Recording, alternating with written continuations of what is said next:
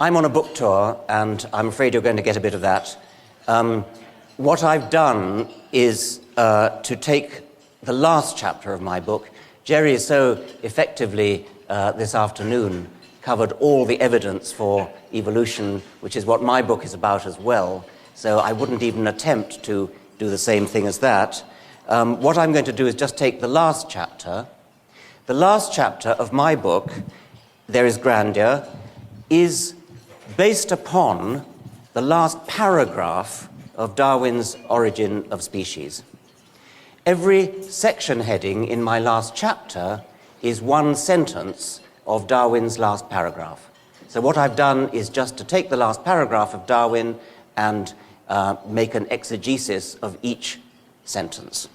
Unlike his evolutionist grandfather, Erasmus, whose scientific verse was somewhat surprisingly, I have to say, admired by Wordsworth and Coleridge, Charles Darwin was not known as a poet, but he rose to a lyrical crescendo in the last paragraph of The Origin of Species.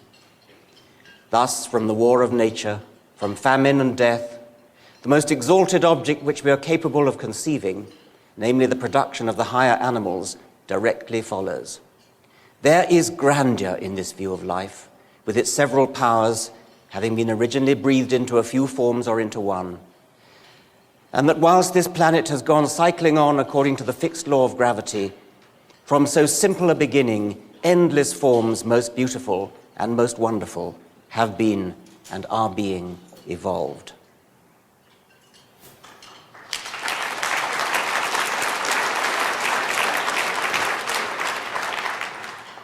Clear-headed as ever, Darwin recognized the moral paradox at the heart of his great theory.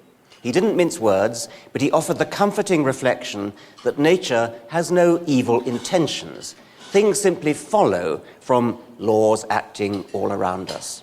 To quote an earlier sentence from the same paragraph, he had said something similar at the end of chapter 7 of The Origin. It may not be a logical deduction, but to my imagination, it is far more satisfactory to look at such instincts as the young cuckoo ejecting its foster brothers, ants making slaves, the larvae of Ichneumonidae feeding within the live bodies of caterpillars, not as specially endowed or created instincts, but as small consequences of one general law leading to the advancement of all organic beings, namely multiply, vary, let the strongest live, and the weakest die. One of the reasons sometimes advanced by historians for Darwin's loss of faith was his revulsion at the cruelty, or rather the callous indifference, of nature. This was not just an incidental fact. Darwin realized that it followed from the theory of natural selection itself. Darwin had a particular thing about the female ichneumon wasp's habit of stinging its victim to paralyze but not kill it, thereby keeping the meat fresh for its larva as it eats the live prey from within. I cannot persuade myself that a beneficent and omnipotent God would have designedly created the Ichneumonidae with the express intention of their feeding within the living bodies of caterpillars. That picture's not actually an ichneumon, it's a digger wasp, Ammophila, which does the same thing. The story is even more macabre because the wasp, at least according to Fabre, methodically stings each ganglion down the ventral side of the caterpillar so that it stays alive but can't move. Darwin couldn't persuade himself that a beneficent creator would conceive such a habit. But with natural selection in the driving seat, all becomes clear, understandable, and sensible. Natural selection cares naught for any comfort. Why should it? For something to happen in nature, the only requirement is that the same happening in ancestral times assisted the survival of the genes promoting it.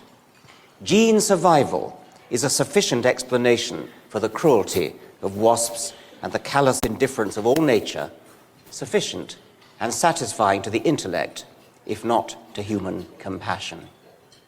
Yes, there is grandeur in this view of life, and even a kind of grandeur in nature's serene indifference to the suffering that inexorably follows in the wake of its guiding principle, survival of the fittest. Theologians, if there are any present, should feel free to wince at this echo of a familiar ploy in theodicy, in which suffering is seen as an inevitable correlate of free will. Biologists, for their part, will find inexorably by no means too strong when they reflect on the biological function of the capacity to suffer. Suffering is there for a reason. It's a signal that all is not well, a signal to the animal to do something to reduce the suffering.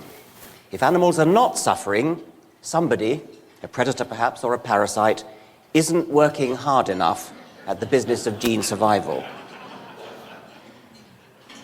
Scientists are human, and they're as entitled as anyone to revile cruelty and abhor suffering. But good scientists, like Darwin, recognize that truths about the real world have to be faced, however distasteful. Moreover, if we're going to admit subjective considerations, there is a fascination in the bleak logic that pervades all of life, including wasps homing in on the nerve ganglia down the length of their prey, cuckoos ejecting their foster brothers, slave-making ants, and the single-minded, or rather zero-minded, indifference to suffering shown by all parasites and predators. Darwin was bending over backwards to console when he concluded his chapter on the struggle for survival with these words: "All that we can do is to keep steadily in mind that each organic being is striving to increase at a geometrical ratio, that each at some period of its life, during some season of the year, during each generation, or at intervals, has to struggle for life and to suffer great destruction. When we reflect on this struggle, we may console ourselves with the full belief that the war of nature is not incessant, that no fear is felt, that death is generally prompt, and that the vigorous, the healthy, and the happy survive and multiply." Shooting the messenger is one of humanity's sillier foibles, and it underlies a good slice of the opposition to evolution that is so lamentably widespread, especially in America. Teach children that they're animals and they'll behave like animals. Even if it were true that evolution or the teaching of evolution encouraged immorality, that would not imply that the theory of evolution was false. It's quite astonishing how many people cannot grasp this simple point of logic. The fallacy is so common it even has a name, the argumentum ad consequentiam. X is true or false because of how much I like or dislike the consequences. Is the production of the higher animals really the most exalted object which we are capable of conceiving? Most exalted, really? Are there not more exalted objects? Art, spirituality, Romeo and Juliet, general relativity, the choral symphony, the Sistine Chapel, love. You have to remember that for all his modesty, Darwin nursed high ambitions. On his worldview, everything about the human mind, all our emotions and spiritual pretensions, all arts and mathematics, philosophy and music, all feats of intellect and exertions of spirit result from the same process that delivered the higher animals. It is not just that without evolved brains, spirituality and music would be impossible. More pointedly, brains were naturally evolved, naturally selected to increase in capacity and power for utilitarian reasons, until those higher faculties of intellect and spirit emerged as a byproduct and blossomed in the cultural environment provided by group living and language. The Darwinian worldview does not denigrate the higher human faculties, doesn't reduce them to a plane of indignity. It doesn't even claim to explain them at the sort of level that will seem particularly satisfying, in the way that, say, the Darwinian explanation of a tiger's teeth is satisfying. But it does claim to have wiped out the impenetrable, not even worth trying to penetrate, mystery that must have dogged all efforts to understand in pre-Darwinian times. Whatever we think about that, does the production of the higher animals directly follow from the war of nature, from famine and death? Well, yes, it does. It directly follows if you understand Darwin's reasoning, but nobody understood it until the 19th century. And many still don't understand it, or perhaps are reluctant to do so. It isn't hard to see why. When you think about it, our own existence, together with its post-Darwinian explicability, is a candidate for the most astonishing fact that any of us are called upon to contemplate in our whole life, ever. I've lost count of the irate letters I've received from readers of books in which I've quoted Darwin's famous last paragraph, taking me to task for, as the writers think, deliberately omitting the vital phrase, by the Creator. I think it comes up next, yes.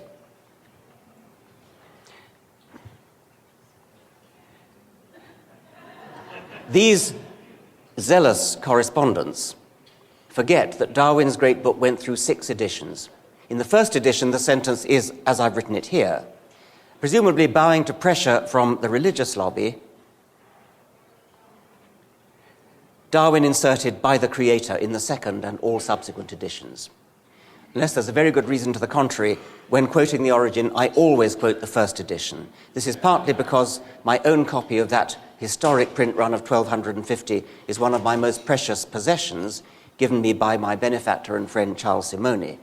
But it's also because the first edition is the most historically important. It's the one that thumped the Victorian solar plexus and drove out the wind of centuries. Moreover, later editions, especially the 6th, pandered to more than public opinion. In an attempt to respond to various learned but misguided critics of the first edition, Darwin backtracked and even reversed his position on a number of important points that he had actually got right in the first place. So for my money, having been originally breathed, it is, with no mention of any creator. It seems that Darwin regretted this sop to religious opinion. In a letter of 1863 to his friend, the botanist Joseph Hooker, he said, "But I have long regretted that I truckled to public opinion and used the Pentateuchal term of creation, by which I really meant appeared by some wholly unknown process." The Pentateuchal term Darwin's referring to is the word creation, of course. The context, as Francis Darwin explains in his 1888 edition of his father's letters, was that Darwin was writing to thank Hooker for the loan of a review of a book by Carpenter, in which the anonymous reviewer had spoken of a creative force, which Darwin could only express in Pentateuchal terms as the primordial form into which life was originally breathed. Nowadays, we should dispense even with the originally breathed. What is it that is supposed to have been breathed into what? Presumably, the intended reference was to some kind of breath of life. But what might that mean? The harder we look at the border between life and non-life, the more elusive does the distinction become. Life, the animate, was supposed to have some sort of vibrant, throbbing quality, some vital essence, made to sound yet more mysterious when dropped into French, élan vital. Life, it seemed, was made of a special living substance, a witch's brew called protoplasm. Conan Doyle's Professor Challenger, a fictional character even more preposterous than Sherlock Holmes, discovered that the Earth was a living, kind of giant sea urchin, with its shell being the crust that we see and its core comprising pure protoplasm. Right up to the middle of the 20th century, life was thought to be qualitatively beyond physics and chemistry. No longer. The difference between life and non-life is a matter not of substance, but of information. Living things contain prodigious quantities of information. Most of the information is digitally coded in DNA, and there's also a substantial quantity coded in other ways, as we shall see presently. To get an idea of the dramatic impact of the molecular biology revolution, the Watson-Crick revolution, on our whole attitude to life, listen to another last paragraph, this time from the authoritative Short History of Biology written by Charles Singer in 1931. Despite interpretations to the contrary, the theory of the gene is not a mechanist theory. The gene is no more comprehensible as a chemical or physical entity than is the cell, or for that matter, the organism itself. Further, though the theory speaks in terms of genes as the atomic theory speaks in terms of atoms, it must be remembered that there is a fundamental distinction between the two theories. Atoms exist independently, and their properties as such can be examined. They can even be isolated. Though we cannot see them, we can deal with them under various conditions and in various combinations. We can deal with them individually. Not so the gene. It exists only as part of the chromosome, and the chromosome only as part of a cell. If I ask for a living chromosome, that is, for the only effective kind of chromosome, no one can give it to me except in its living surroundings, any more than he can give me a living arm or leg. The doctrine of the relativity of functions is as true for the gene as it is for any of the organs of the body.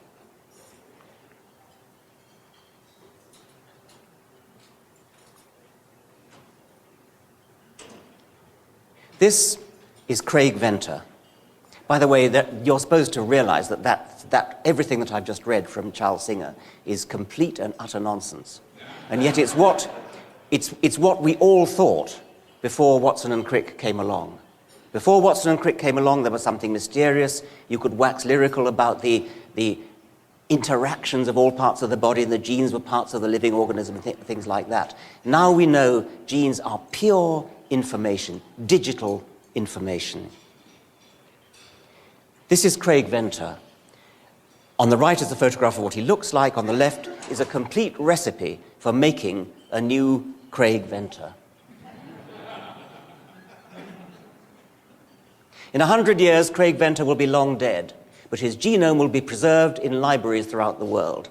By then, embryological technology will have advanced to the point where it will be easy to render the letters in the library copy of that book back into their original DNA form, inject them into a denucleated egg, implant it into a woman, and bring into the world a new Craig Venter. It will not be Craig Venter, it'll be an identical twin, who will very probably grow into a brilliant scientist, although the science he studies will be very different, because the world of science will have moved on hugely in 100 years. But the only point I want to make is the remarkable fact that our entire genome can be reversibly translated into letters of the alphabet and stored on paper or on a computer disk. From an evolutionary point of view, the DNA, which is characteristic of any species, is naturally selected so that it becomes a set of instructions for surviving and reproducing in the normal environment of that species.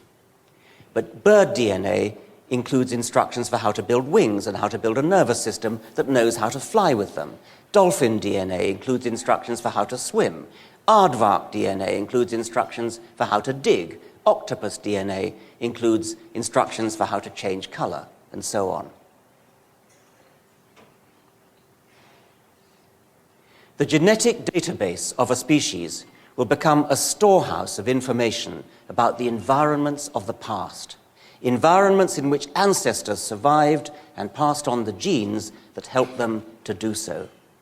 To the extent that present and future environments resemble those of the past, mostly they do, this genetic book of the dead will turn out to be a useful manual for survival in the present and future. The repository of that information will at any one moment reside in individual bodies, but in the longer term, where reproduction is sexual and DNA is shuffled from body to body, the database of survival instructions will be the gene pool of the species. Each individual's genome in any one generation will be a sample from the species database. Different species will have different databases because of their different ancestral worlds. Like sand bluffs cast into fantastic shapes by the desert winds, the database in the gene pool of camels will encode information about deserts and how to survive in them. The DNA in mole gene pools will contain instructions and hints for survival in dark, moist soil. The DNA in predator gene pools will increasingly contain information about prey animals, their evasive tricks and how to outsmart them. The DNA in prey gene pools will come to contain information about predators and how to dodge and outrun them. The DNA in all gene pools contains information about parasites and how to resist their pernicious invasions. Information on how to handle the present so as to survive into the future is necessarily gleaned from the past. Non-random survival of DNA in ancestral bodies is the obvious way in which information from the past is recorded for future use, and this is the route by which the primary database of DNA is built up. But there are three further ways in which information about the past is sequestered and used to improve future survival. These are the immune system, the nervous system, and culture. Along with wings, lungs, and all the other apparatus for survival, each of the three secondary information-gathering systems was ultimately prefigured by the primary one, natural selection of DNA.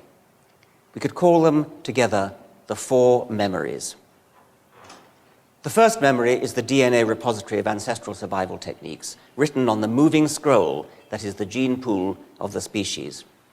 I've said enough about this and will say no more. The second memory. Just as the inherited database of DNA records the recurrent details of ancestral environments and how to survive them, the immune system, the second memory, does the same thing for diseases and other insults to the body during the individual's own lifetime. This database of past diseases and how to survive them is unique to each individual and is written in the repertoire of proteins we call antibodies.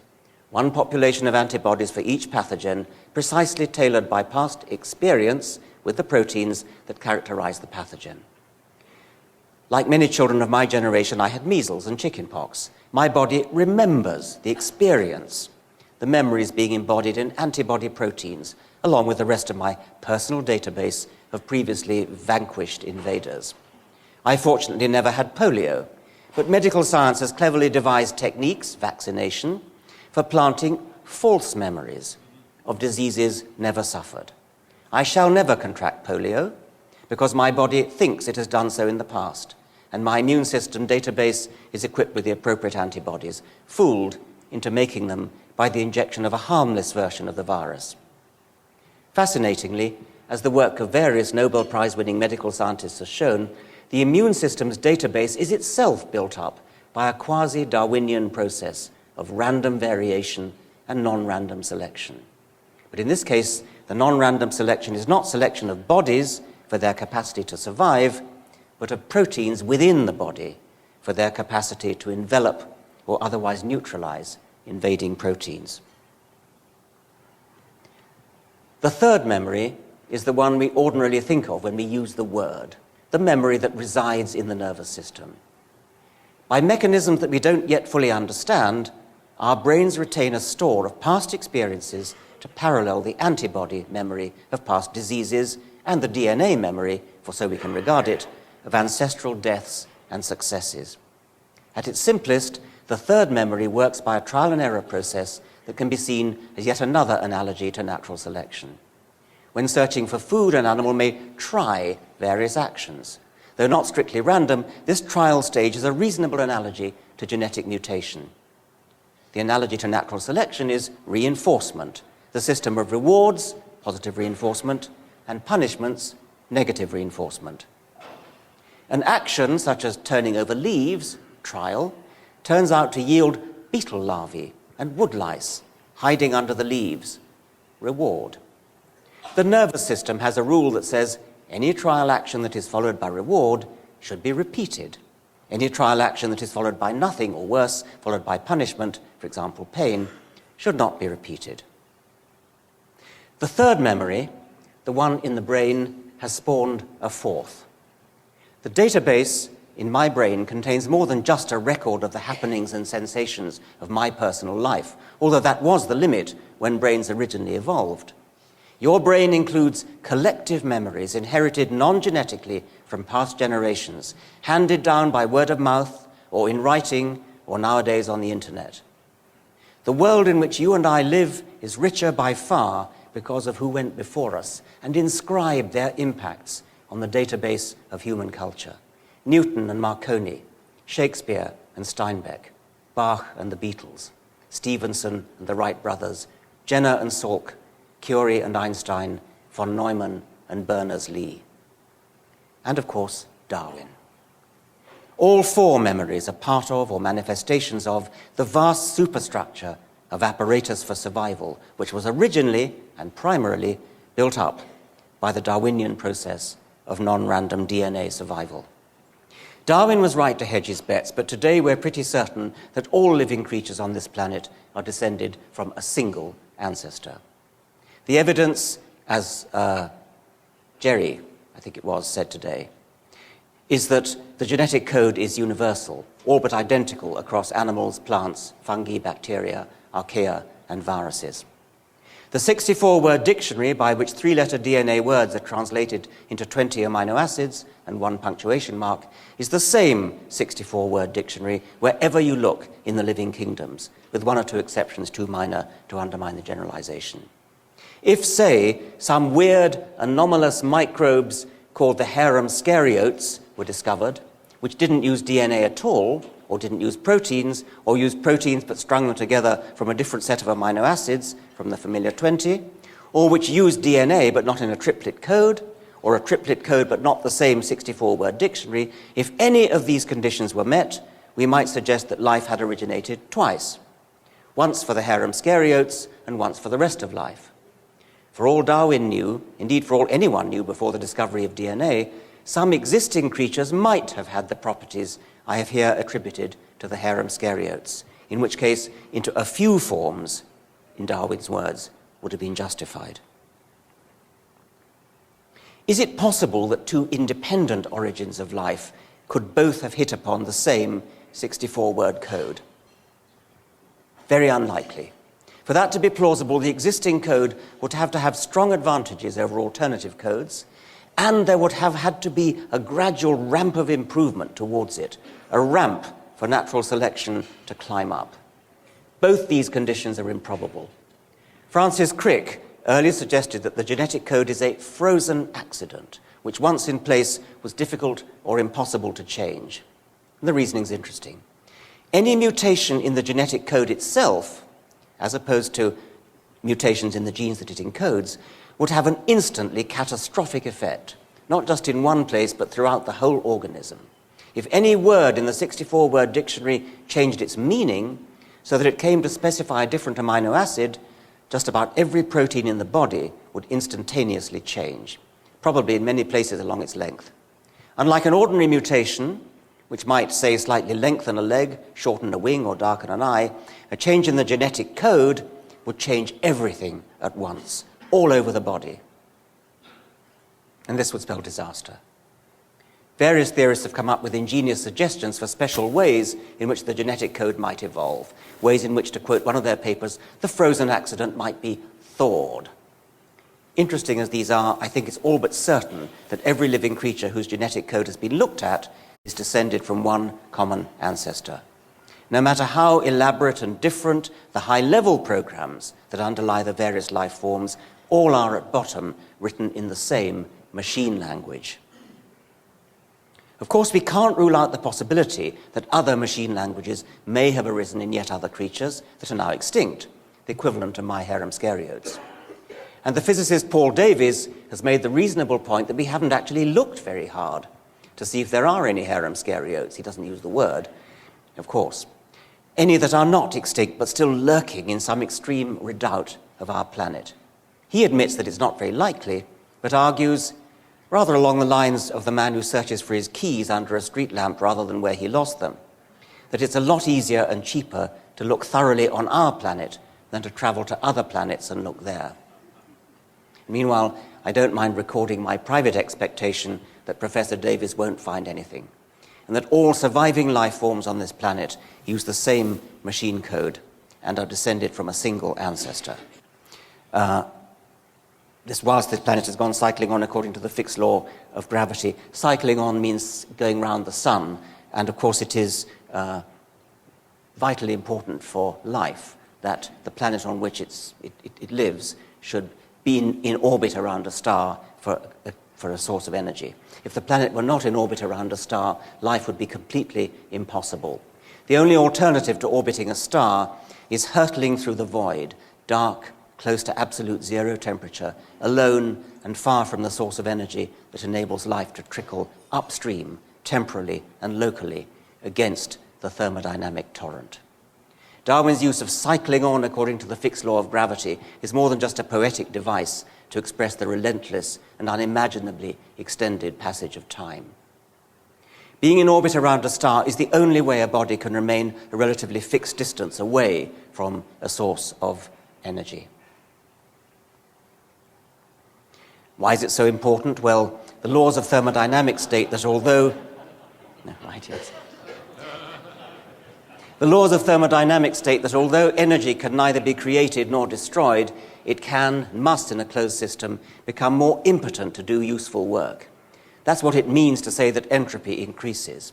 Work includes things like pumping water uphill, or the chemical equivalent, extracting carbon from atmospheric carbon dioxide and using it in plant tissues.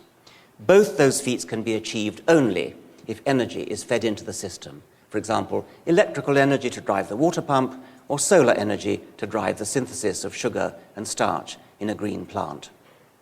Once the water has been pumped to the top of the hill, it will then tend to flow downhill, and some of the energy of its downward flow can be used to drive a water wheel, which can generate electricity, which can drive an electric motor to pump some of the water uphill again, but only some.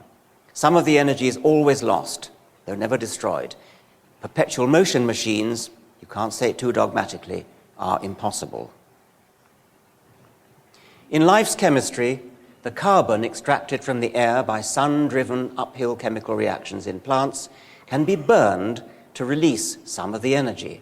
We can literally burn it in the form of coal, which you can think of as stored solar energy, for it was put there by the solar panels of long-dead plants in Carboniferous and other past times. Or the energy may be released in a more controlled way than actual combustion. Inside living cells, either of plants or of animals that eat plants, or of animals that eat plants, etc., sun-made carbon compounds are slow burned. Instead of literally bursting into flames, they give up their energy in a serviceable trickle, where it works in a controlled manner to drive uphill chemical reactions. Inevitably, some of this energy is wasted as heat. If it were not, we'd again have a perpetual motion machine, which, you can't say it too often, is impossible. Almost all the energy in the universe is steadily being degraded from forms that are capable of doing work to forms that are incapable of doing work. There's a leveling off, a mixing up, until eventually the entire universe will settle into a uniform, uneventful heat death. But while the universe as a whole is hurtling downhill towards its inevitable heat death, there is scope for small quantities of energy to drive little local systems in the opposite direction. Water from the sea is lifted into the air as clouds, which later deposit their water on mountain tops, from which it runs downhill in streams and rivers, which can drive water wheels or electric power stations. The energy to lift the water, and hence to drive the turbines in the power stations, comes from the sun. It's not a violation of the second law, for energy is constantly being fed in from the sun. The sun's energy is doing something similar in green leaves, driving chemical reactions locally uphill to make sugar and starch and cellulose and plant tissues. Eventually, the plants die, or they may be eaten by animals first. The trapped solar energy has the opportunity to trickle down through numerous cascades and through a long and complex food chain culminating in bacterial or fungal decay of the plants or the animals that prolong the food chain. Or some of it may be sequestered underground, first as peat and then as coal. But the universal trend towards ultimate heat death is never reversed. In every link of the food chain and through every trickle-down cascade within every cell, some of the energy is degraded to uselessness. Perpetual motion machines are, all right, that's enough repetition, but I won't apologize for quoting, as I've done in at least one previous book, the marvelous saying of Sir Arthur Eddington on the subject. If someone points out to you that your pet theory of the universe is in disagreement with Maxwell's equations, then so much the worse for Maxwell's equations. If it is found to be contradicted by observation, well, these experimentalists do bungle things sometimes. But if your theory is found to be against the second law of thermodynamics, I can give you no hope. There is nothing for it but to collapse in deepest humiliation.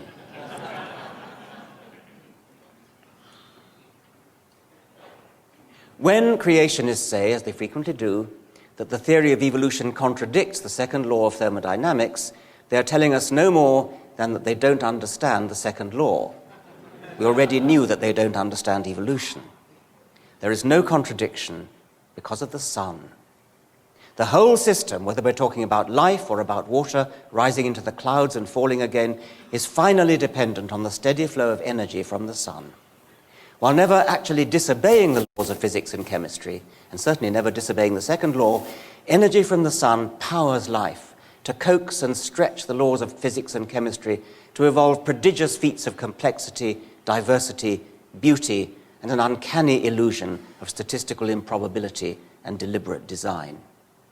So compelling is that illusion that it fooled our greatest minds for centuries until Charles Darwin burst onto the scene. Natural selection is an improbability pump, a process that generates statistical improbability. It systematically seizes the minority of random changes that have what it takes to survive and accumulates them, step by tiny step, over unimaginable timescales, until evolution eventually climbs mountains of improbability and diversity, peaks whose height and range seem to know no limit, the metaphorical mountain that I've called Mount Improbable. The improbability pump of natural selection driving living complexity up Mount Improbable is a kind of statistical equivalent of the sun's energy raising water to the top of a conventional mountain. Life evolves greater complexity only because natural selection drives it locally away from the statistically probable towards the improbable. And this is possible only because of the ceaseless supply of energy from the sun. We know a great deal about how evolution has worked ever since it got started, much more than Darwin knew. But we know no more than Darwin did about how it got started in the first place. This is a book about evidence, and we have no evidence bearing upon the momentous event that was the start of evolution on this planet. It could have been an event of supreme rarity. It only had to happen once, and as far as we know, it only did happen once. It's even possible that it only happened once in the entire universe, although I doubt that. One thing we can say on a basis of pure logic rather than evidence is that Darwin was sensible to say, from so simple a beginning. The opposite of simple is statistically improbable. Statistically improbable things don't spontaneously spring into existence. That is what statistically improbable means. The beginning had to be simple, and evolution by natural selection is still the only process we know whereby simple beginnings can give rise to complex results. Darwin didn't discuss how evolution began in The Origin of Species. He thought the problem was beyond the science of his day. In the letter to Hooker that I quoted earlier, Darwin went on to say, "It is mere rubbish thinking at present of the origin of life. One might as well think of the origin of matter." He didn't rule out the possibility that the problem would eventually be solved. Indeed, the problem of the origin of matter largely has been solved, but only in the distant future. Quote again, "It will be some time before we see slime, protoplasm, etc., generating a new animal." At this point in his edition of his father's letters, Francis Darwin inserted a footnote telling us, "On the same subject, my father wrote in 1871, it is often said that all the conditions for the first production of a living organism are now present which could ever have been present. But if, and oh, what a big if, we could conceive in some warm little pond with all sorts of ammonia and phosphoric salts, light, heat, electricity, etc., present, that a protein compound was chemically formed, ready to undergo still more complex changes, at the present day such matter would be instantly devoured or absorbed, which would not have been the case before living creatures were formed." Charles Darwin was here doing two rather distinct things. On the one hand, he was presenting his only speculation on how life might have originated, the famous warm little pond passage. On the other hand, he was disabusing present-day science of the hope of ever seeing the event replicated before our eyes. Even if the conditions for the first production of a living organism are still present, any such new production would be instantly devoured or absorbed, presumably by bacteria, we would today have good reason to add. Darwin wrote that 7 years after Louis Pasteur had said in a lecture at the Sorbonne, "Never will the doctrine of spontaneous generation recover from the mortal blow struck by this simple experiment." The simple experiment was the one in which Pasteur showed, contrary to popular expectation at the time, that broth sealed off from access by microorganisms would not spoil. Demonstrations such as Pasteur's are sometimes cited by creationists as evidence in their favor. The false syllogism runs as follows. Spontaneous generation is never nowadays observed, therefore the origin of life is impossible. Darwin's 1871 remark was precisely designed as a riposte to that kind of illogicality. Evidently, the spontaneous generation of life is a very rare event, but it must have happened once, and this is true whether you think the original spontaneous generation was a natural or a supernatural event. The question of just how rare an event the origin of life was is an interesting one.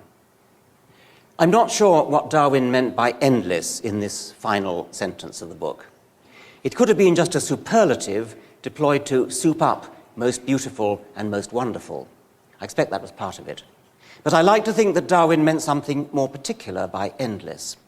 As we look back on the history of life, we see a picture of never-ending, ever-rejuvenating novelty. Individuals die, and species, families, orders, and even classes go extinct. But the evolutionary process itself seems to pick itself up and resume its recurrent flowering with undiminished freshness, with unabated youthfulness, as epoch gives way to epoch. The fact of our own existence is almost too surprising to bear. So is the fact that we are surrounded by a rich ecosystem of animals that more or less closely resemble us, by plants that resemble us a little less and on which we ultimately depend for our nourishment, by bacteria that resemble our remoter ancestors and to which we shall all return in decay when our time is past. Darwin was way ahead of his time in understanding the magnitude of the problem of our existence, as well as in tumbling to its solution. He was ahead of his time, too, in appreciating the mutual dependencies of animals and plants and all other creatures in relationships whose intricacy staggers the imagination. How is it that we find ourselves not merely existing, but surrounded by such complexity, such elegance, such endless forms, most beautiful and most wonderful? The answer is this. It could not have been otherwise, given that we are capable of noticing our existence at all and of asking questions about it. It is no accident, as cosmologists point out to us, that we see stars in our sky. There may be universes without stars in them, universes whose physical laws and constants leave the primordial hydrogen evenly spread and not concentrated into stars. But nobody is observing those universes, because entities capable of observing anything cannot evolve without stars. Not only does life need at least one star to provide energy, stars are also the furnaces in which the majority of the chemical elements are forged, and you can't have life without a rich chemistry. We could go through all the laws of physics one by one and say the same thing of all of them. It is no accident that we see ... And the same is true of biology. It is no accident that we see green almost wherever we look. It is no accident that we find ourselves perched on one tiny twig in the midst of a blossoming and flourishing tree of life. No accident that we are surrounded by millions of other species, eating, growing, rotting, swimming, walking, flying, burrowing, stalking, chasing, fleeing, outpacing, outwitting. Without green plants to outnumber us at least 10 to 1, there would be no energy to power us. Without the ever-escalating arms races between predators and prey, parasites and hosts, without Darwin's war of nature, without his famine and death, there would be no nervous systems capable of seeing anything at all, of appreciating and understanding it. We are surrounded by endless forms, most beautiful and most wonderful, and it is no accident, but the direct consequence of evolution by non-random natural selection, the only game in town, the greatest show on earth. Thank you very much.